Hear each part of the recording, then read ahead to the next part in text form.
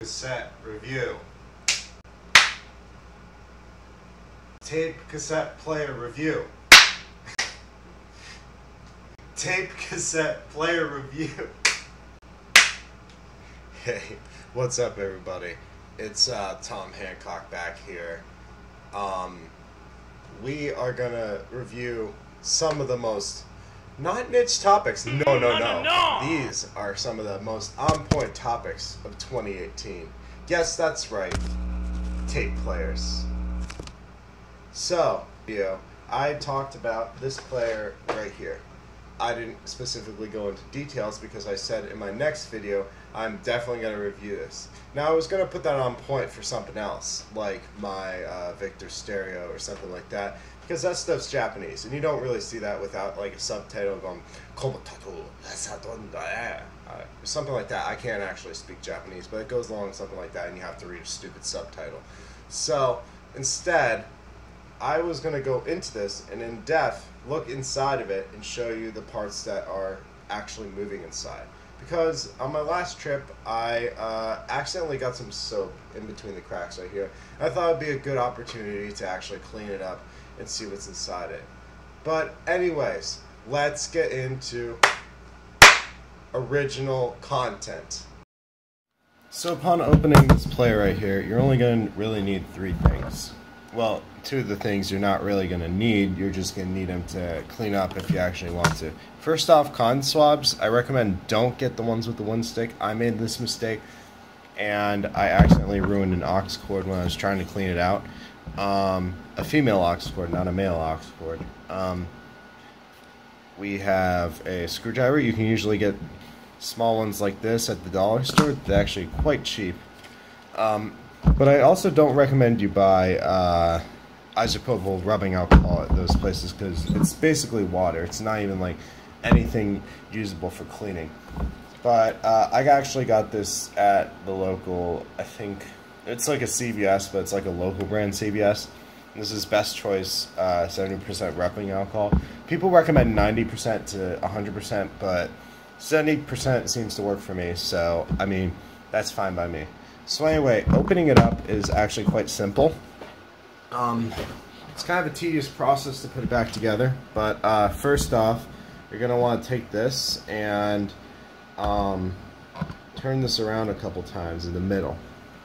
Kind of like, looks like a secret little thing, but it's actually, I think it's quite cool.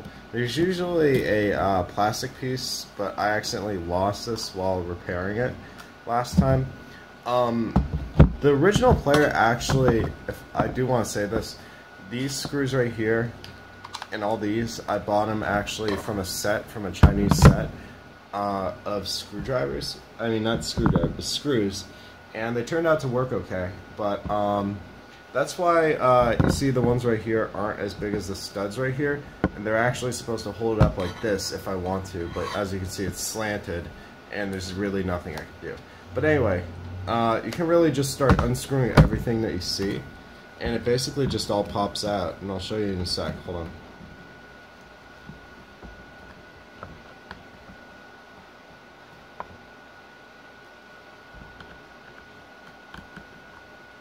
Some of the screws are actually taller than others, so I would recommend trying to put them in certain piles. And yes, my screwdriver set, screws that I got this set, they were different sizes, so luckily this wasn't that big of a deal.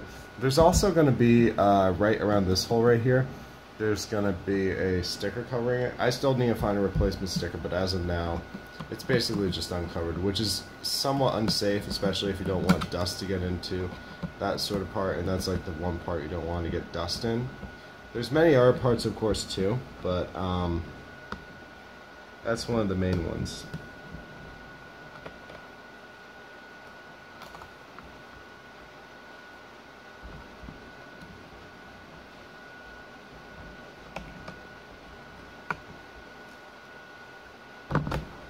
Now this is the hardest part to reassemble, but no, that's fine. Reassembly is basically just taking all the screws and putting them back, but at the same time it's still a difficult process. Hold on. Let's just get that out of the way.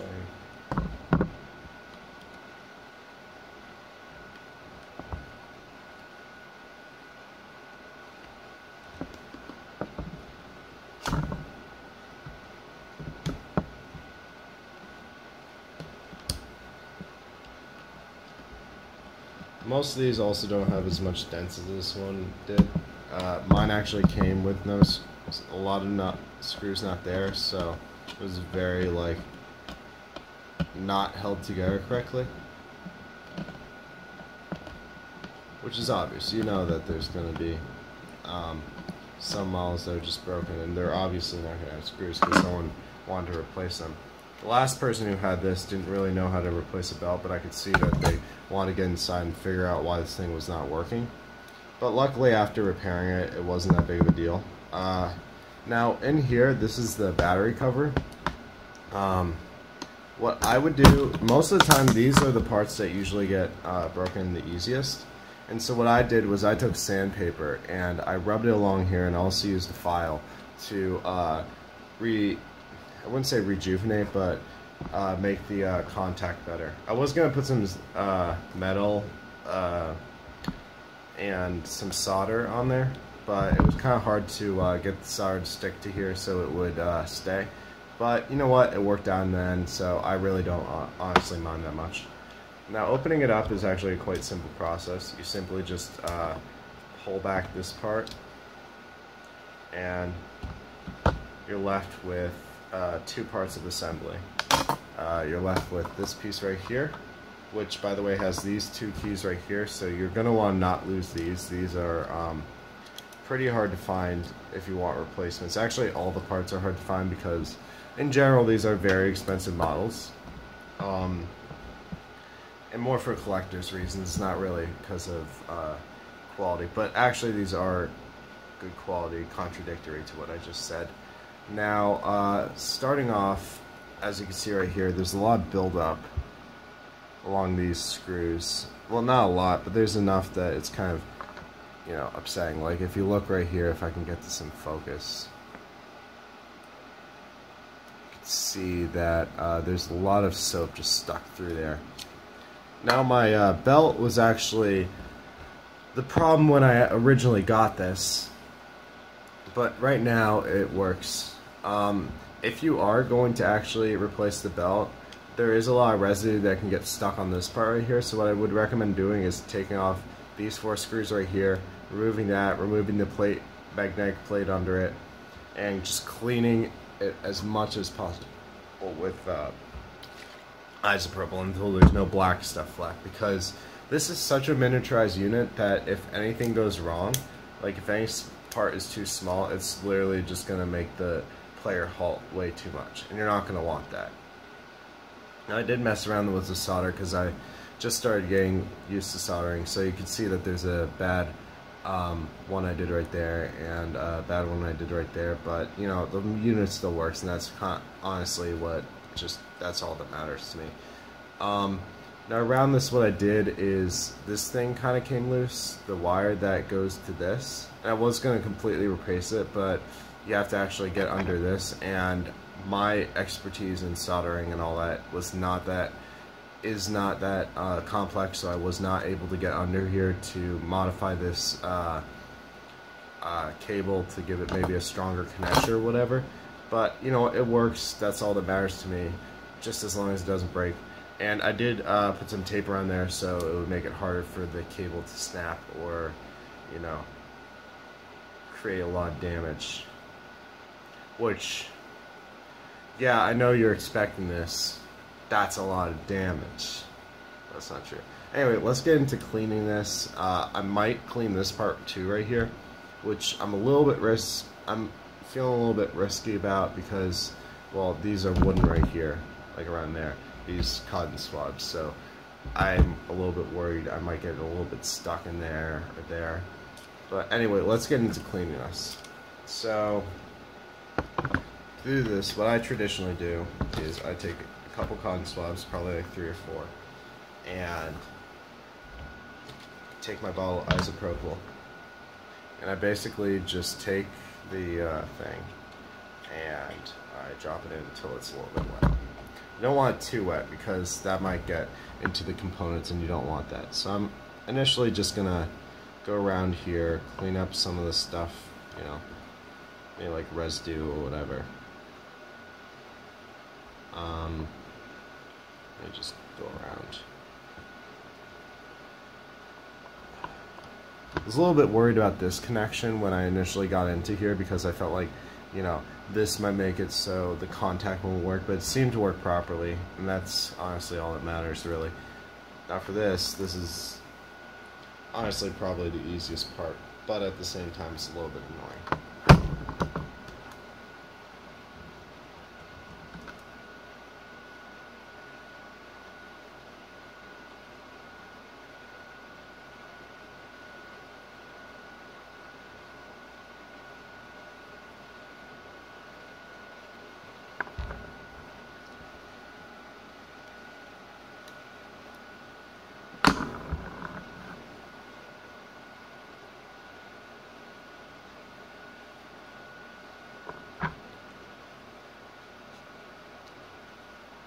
I even need that right there.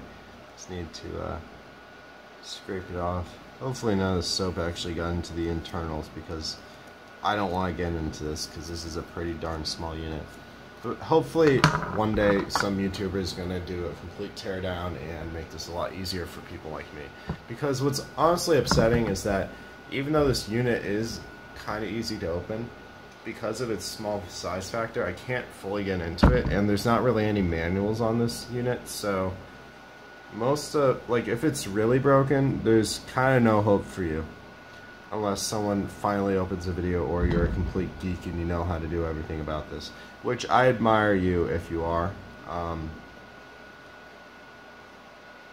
I will watch your video through and through so I understand every component in this.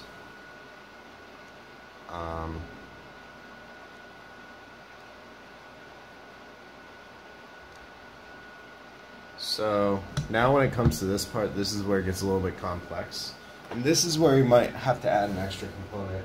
And so what I'm going to use is basically just anything that has a auxiliary port. So I'm going to get out my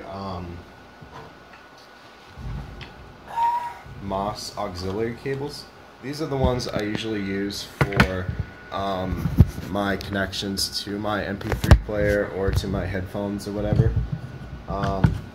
They're actually, I looked them up, and I initially got these because I saw these on Reddit, and some dude said these are probably the strongest auxiliary cables you can get. But let me just get this.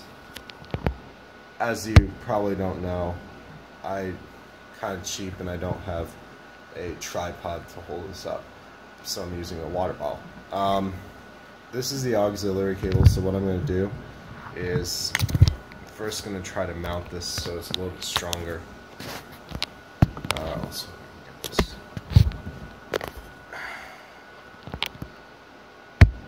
Oh crap. Alright, well that's good enough. Hopefully it doesn't fall. No, it's about to fall.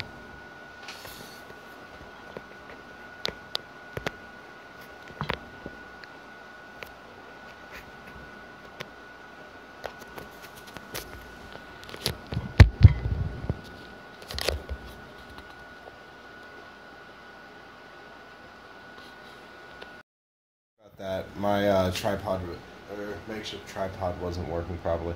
So anyway, what you're gonna want to do, this was a smart move by Sony, but it's still not really that useful today if you want repairs. So you're gonna want to put this in here so it turns on the actual unit, because when you plug in the headphones, that's where the unit turns on, which I think is kind of smart, but at the same time, I don't know, it's not really useful for repairs, because then you have to have something to really have, like an extra thing to have by it. So anyway, what you'll see is the unit is working, but there's a little bit of some stuff stuck right here. I'm just going to try to pick it out. Some tape head user probably will say this is a bad idea, but you know what? It's better than it was before, I'll say that. So now what I do usually is I dip my thing in isopropyl again, and I just rub this along the side. Sometimes it will go out, so you have to be very delicate when you do this. And as you can see, dirt is already starting to rub across this, and that's a good thing. You want some dirt that's gonna, you know, resonate marinate on this so you're able to clean it up. Overall, this is a very beautiful mechanism despite its size, and I actually honestly use this as my daily driver when it comes to actually using my tape players. If you do, you're probably a very lucky bastard, because these are pretty darn expensive, and the only reason I actually have one of these is because my dad's friend had one in his garage, and I honestly just wanted to fix this thing, and it just sat in my my room until, you know, I had a good enough income to actually afford repairing it. It's honestly not that expensive. It's probably like $12, but, you know, I'm very cautious with my money, so it kind of felt a little bit, you know, kind of like, I don't know. I didn't know if I really wanted to do it or not. Maybe I just wanted to sell it because I knew the price tag for these things was expensive. And if you look at the later models of the Sony Walkman line around the early 2000s, not like the really crappy ones that... So, sorry about that. I accidentally ran out of space on my phone, so I had to transfer the files and delete the videos from my device so I'd have more storage. I mean, that part's kind of obvious when you don't have as much storage. Let's just get this mounted. Yeah, there was a couple mount problems in between, but anyway, we're back. And so basically, once I got the those in, now it's time to screw everything in. And this is where it gets, you know, kind of difficult because you have to make sure that a couple of their things are aligned properly. So this part is actually first. I'd recommend doing this first because these little prongs, once you get the screws in right here, it's going to be hard to get these in or out. So you're going to want to slide these in right here. Make sure this part is exposed at first, like right here. And you're going to want to slide these in through here until you, I want to say until you hear a click, but that's not true. You don't really actually hear a click, and that would be kind of nice if they did that, but I don't think Sony was really expecting anyone to actually get into their, you know, models and repair them beyond a certain point. I'm going to test these again, because you always want to make sure these, like, I don't like going back and having to do those again. So then what I'm going to do is I'm going to just put these screws in here. They're a little bit small, so I would recommend having a nice big table for this. And just, you know, once you get these in, just screw them in. Just screw them straight in. Just hold on. It's a tad bit hard to get some of these in place. There we go.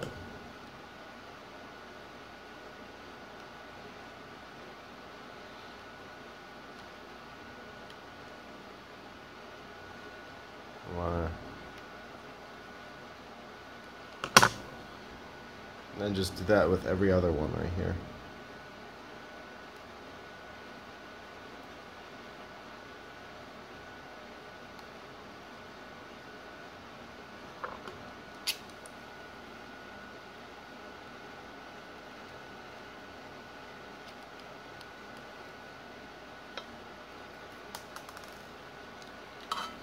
They're really hard to do.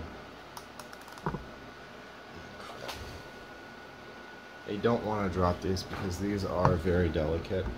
Well, not delicate. I have like tons of these at home, but I left my screw stand home because I don't expect to really lose any of these.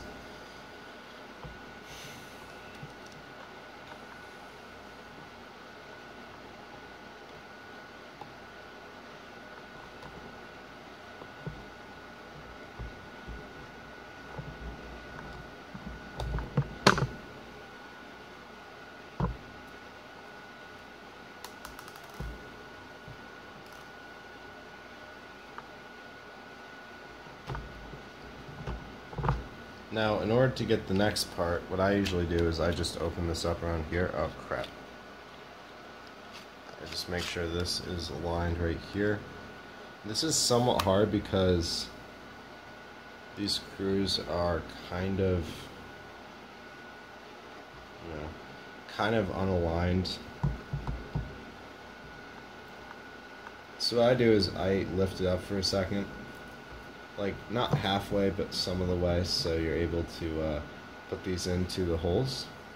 And once you do that, I would press down on here and then try to screw these back in. So difficult.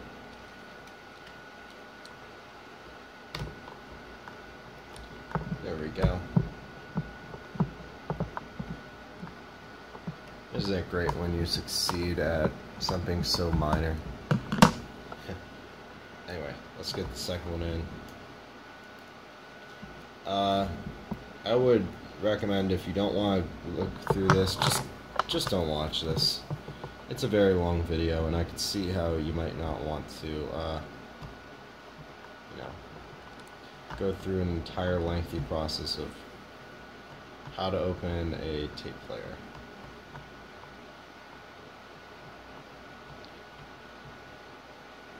And if you're a fan of this type of stuff, you know, I would subscribe if I were you.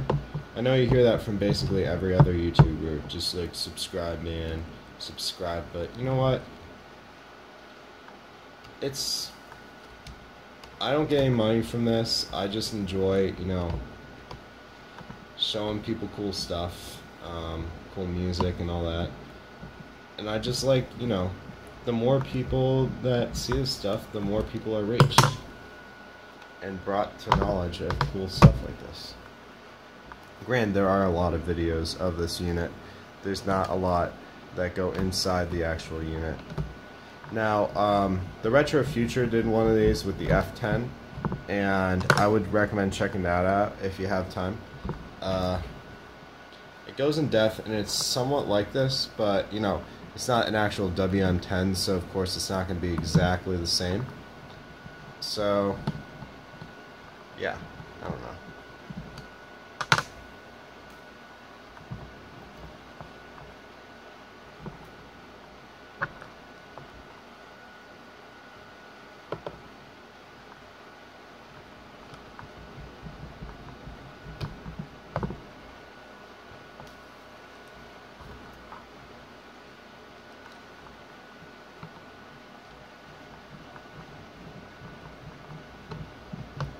So once you do that, just simply put this on right here. And you can probably align this later just by, you know, taking out the spiral and doing it a couple times back and forth. But I'm just gonna, you know, screw it in just as is.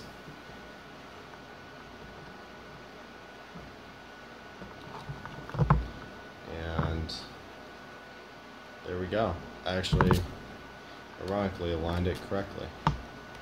And then just after that, you're good. All you need to do now is just pop in your battery, put in some music, and it should be good. Anyway, if you like this video, you know, leave a thumbs up, and you know, subscribe if you're new. And I look forward to having you watch future videos. And thank you for watching as well. Tom Hancock, shining off.